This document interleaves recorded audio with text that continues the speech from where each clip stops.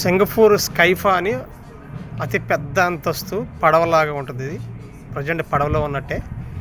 ఇది ఎక్కితే మొత్తం సింగపూర్ మొత్తం కనపడే పరిస్థితులు ఉంటాయి. సింగపూర్ ఇది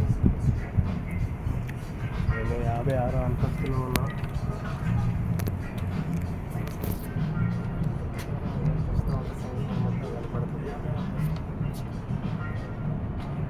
అద్భుతమైన ప్రదేశం ఇది సింగపూర్లో. సింగపూర్ వస్తే ఖచ్చితంగా ఈ ప్లేస్కి రావాలి. 56 అంతస్తు ఇది. చాలా అద్భుతంగా మరి సింగపూర్ అంతా కనబడుతుంది.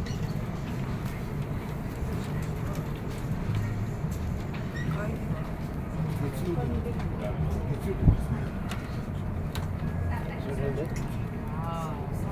పైన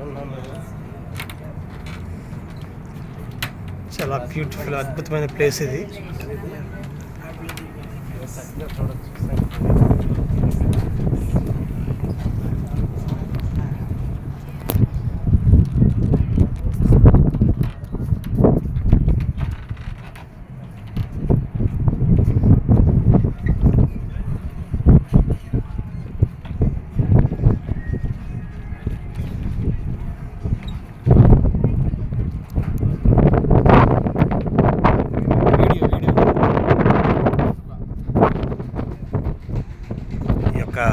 మూడు బిల్డింగుల మీద మరి సింగపూర్ మొత్తం చూడడానికి, మొత్తం సింగపూర్ అంతా చూడడానికే కాదు ప్రార్థన చేయడానికి కూడా దేవుడు ఎంతో సహాయం చేశాడు. పరిశుద్ధమైన దేవ పరలోకమందున్న ప్రభువా మీకు వందనాలయ్యా. ఈ సింగపూర్ సిటీని, సింగపూర్ దేశాన్ని మార్చండి, మీతోటి తిప్పుకోండి. మొత్తం నైనా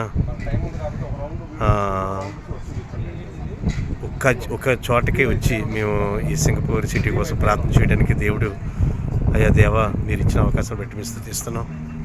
వందనాలయ్యా. స్తోత్రాలు స్తోత్రాలు స్తోత్రాలు స్తోత్రాలు తండ్రి. పైకి ఎక్కడానికి కూడా మీరు సహాయం చేశారు, అందుని బట్టి స్తోత్రాలు.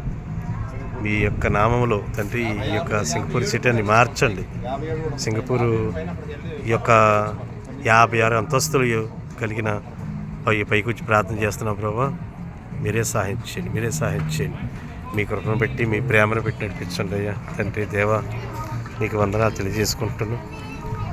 మీరే కృప ఇచ్చేయండి, మీరే సహాయం చేయండి.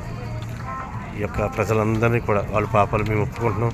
వాళ్ళ అవిధేయత, వాళ్ళకి తెలియనటువంటి పరలోకం ఎంతకంటే గొప్పగా ఉంటుందని తెలుసుకోవడానికి సహాయం చేయండి బాబు. ఈ సింగపూర్ దేశాని కోసం ప్రార్థన చేయడానికి మా జీవితంలో ఇచ్చిన విధానం బట్టి మేము ఎంతో స్తుతిస్తాం.